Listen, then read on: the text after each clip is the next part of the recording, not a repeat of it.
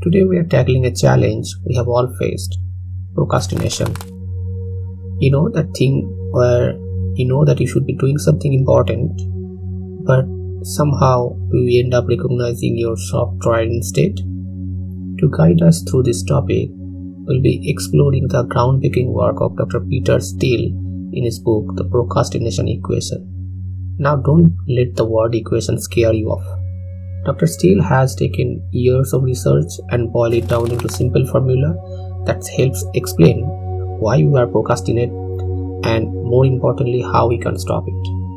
Published in 2010, this book has become a go-to resource for understanding procrastination.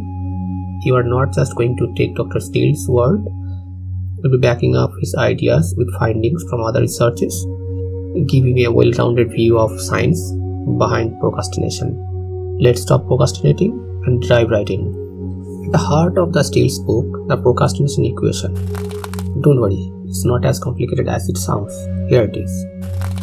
So as you can see, there are 4 factors which actually drive your motivation. So these factors are expectancy, value, impulsiveness, and delay. Let's break this down piece by piece. Motivation. This is what we are trying to increase. The higher the motivations are, the less likely you are to procrastinate. Expectancy.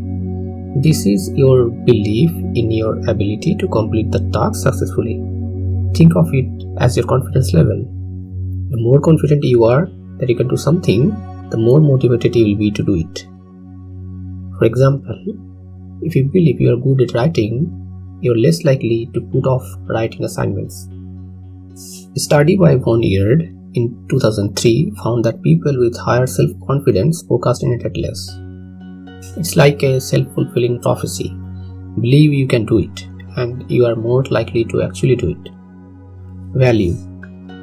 This represents how much you care about the outcome of the task. The more important or enjoyable a task is to you, the more motivated you will be to do it. For instance, if you love playing guitar, you're probably not going to procrastinate on practicing.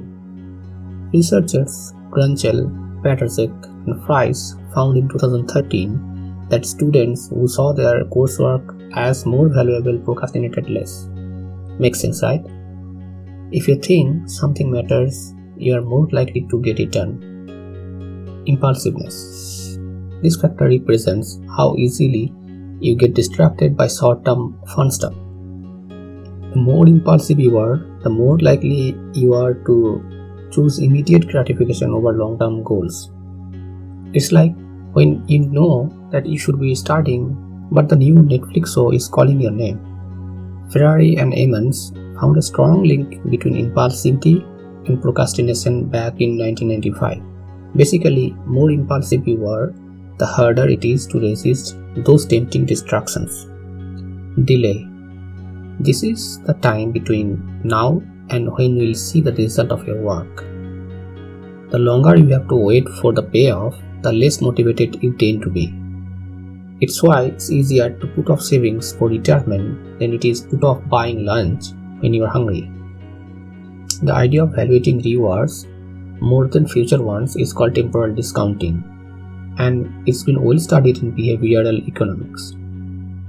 Now here's the key. To reduce procrastination, you need to increase the top part of the equation, this expectancy and value, and decrease the bottom part, that is impulsiveness and delay. Dr. Steele's book is all about strategies to do just that. Let's get a bit nerdy and talk about what's happening in your brain when you procrastinate. Don't worry, I'll try to keep it simple. Expectancy and value. These are processed in a part of your brain called prefrontal cortex. Think of the prefrontal cortex as your brain's CEO.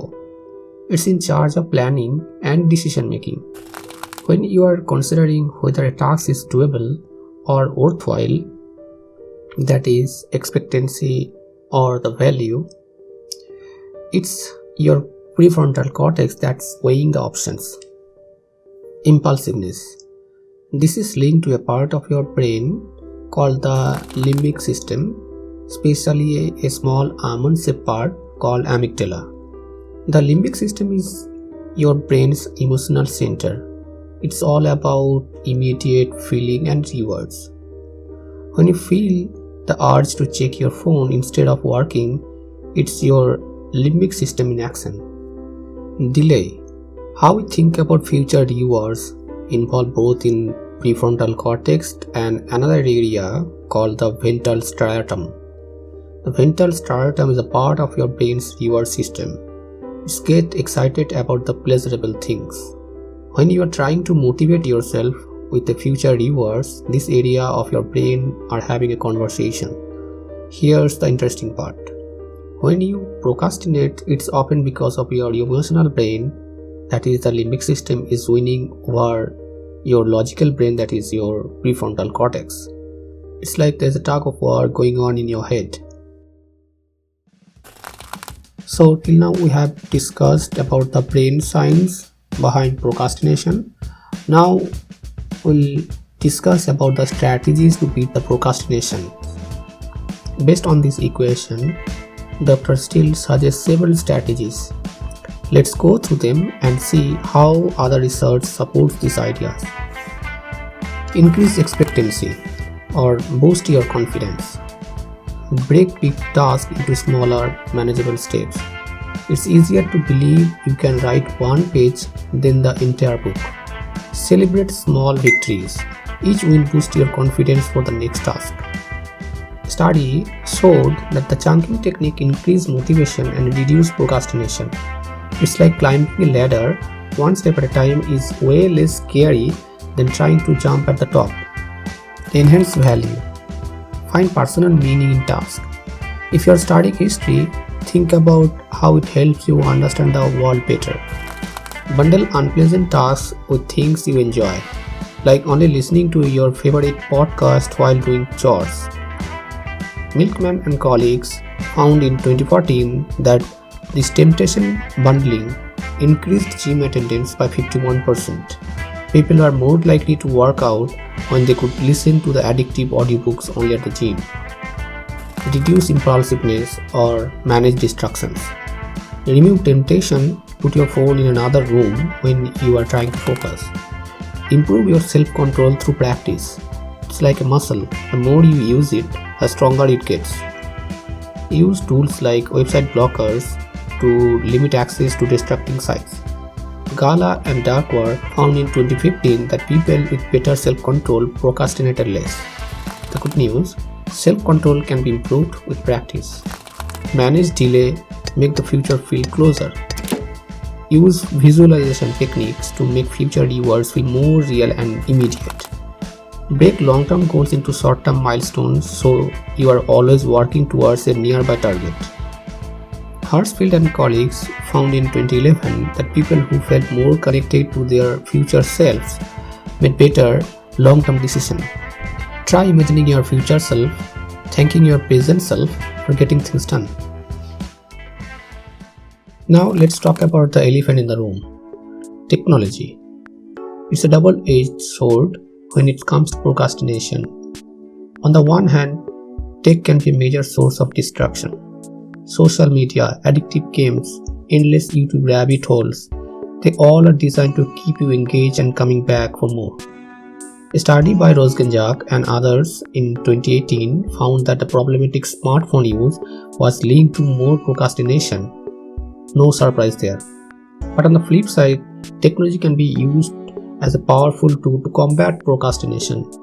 Apps based on Pomodoro technique can help manage impulsiveness and delay.